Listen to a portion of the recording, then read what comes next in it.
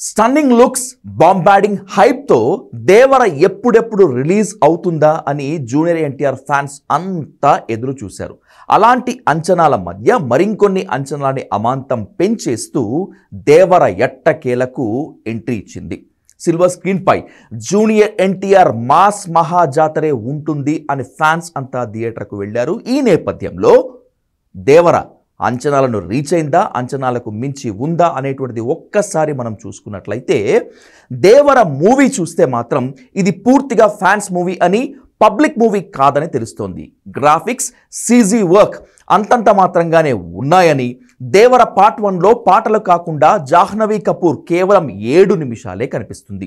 ఆమె యాక్షన్ ఏమాత్రం బాలేదని, కేవలం పాటలకే పనికి వస్తుందని తెలిసింది.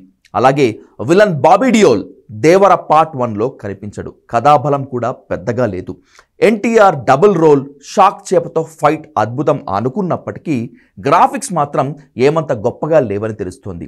కథ విషయానికి వస్తే 3 మత్స్యకార గ్రామాల మధ్య ఉన్నటువంటి కథ ఇది. దీనిలో ఒక గ్రామానికి ఎన్టీఆర్ పెద్ద దిక్కుగా ఉంటే మరో గ్రామానికి సైఫ్ అలీ ఖాన్ నాయకుడిగా ఉంటాడు.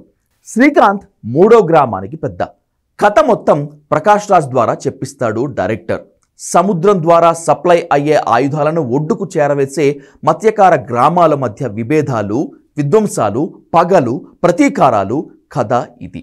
బయట నుంచి వచ్చే ఆయుధాల వల్ల దేశంలో తీవ్రవాద శక్తులు పెరుగుతున్నాయని, జనం ప్రాణాలు పోతున్నాయని, అరాచకం అదే పనిగా ప్రబలిపోతుందని ఓ జాలరి గ్రామానికి పెద్ద అయిన దేవర గుర్తిస్తాడు. తాము డబ్బుల కోసం కక్కుర్తి పడితే దేశమే సర్వనాశనం అవుతుందని, తీవ్రవాద శక్తుల చేతుల్లోకి వెళ్ళిపోతుందని నిజం తెలుసుకుంటాడు. ఇక నుంచి సముద్రం మీదుగా ఆయుధాలు చేరవేసే పని నిలిపివేయాలనేటువంటిది దేవర ఆజ్ఞ. దాన్ని మిగిలిన 2 ఒప్పుకోరు, అతిక్రమిస్తారు. అప్పుడు దేవర అసలు రూపం చూస్తారు. సముద్రపు నీటిని రక్తంలాగా ఎర్ర రంగుగా మార్చేస్తాడు దేవర. అంత విధ్వంసం సృష్టిస్తాడు. ఇకపై సముద్రంపైకి ఎవరు వెళ్ళటానికి ధైర్యం చేయరు. కానీ దేవర మాయమైపోతాడు. అసలు దేవర ఉన్నాడా లేదా అన్నది తెలియదు. కానీ దేవర సముద్రంలోనే ఉన్నాడని, అతనికి కొన్ని శక్తులు ఉన్నాయని, ఓ షార్క్ చేపపై తిరుగుతూ ఉంటాడని ఆ గ్రామంలో అందరూ నమ్ముతూ ఉంటారు. కొందరు సముద్రంపైకి వెళ్లాలని ప్రయత్నించి కుక్క చావు చేస్తారు. దేవర కొడుకు పెద్దవాడవుతుంటాడు. అతను మరో ఎన్టీఆర్. చాలా అమాయకంగాను, భయంగాను, కనీసం ఆడపిల్ల కవ్విస్తే సమాధానం చెప్పలేనంత అర్భకుడిగాను ఊర్లో తిరుగుతూ ఉంటాడు. అందరూ అసలు వీడు దేవరకు పుట్టిన కొడుకేనా, ఎంత పిరికోడు ఏంటి అని అనుమానపడుతూ ఉంటారు. చివరిలో మొత్తం అసలు కథ బయటపడుతుంది. అసలు దేవరే లేడని, దేవర పరంపరను కొనసాగిస్తూ అతని కొడుకే ఎవ్వడూ సముద్రంపై అడుగుపెట్టినా వాళ్లను లేపేస్తూ సముద్రాన్ని కాపాడుతుంటాడని, దేవరే ఆ పని చేస్తున్నాడని అందరికీ భ్రమ కల్పిస్తున్నాడని తెలుస్తుంది. మరి దేవర ఏమయ్యాడు, దేవరని ఎవరు చంపారు అన్నది సెకండ్ పార్ట్లో రివీల్ చేయనున్నారు డైరెక్టర్. సెకండ్ పార్ట్లో బాబీ డియోల్ పాత్ర బయటకు వస్తుంది. మనిషికి బతికే అంత ధైర్యం చాలు, చంపేంత ధైర్యం అవసరం లేదు.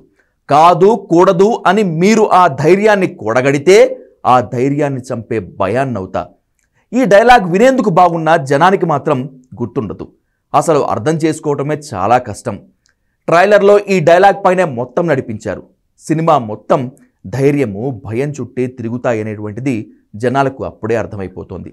దేవరను చంపాలంటే ఆయన సమయమే కాదు, సరైన ఆయుధం కూడా దొరకాల. ఈ డైలాగ్ మాత్రమే జనానికి అర్థమవుతుంది.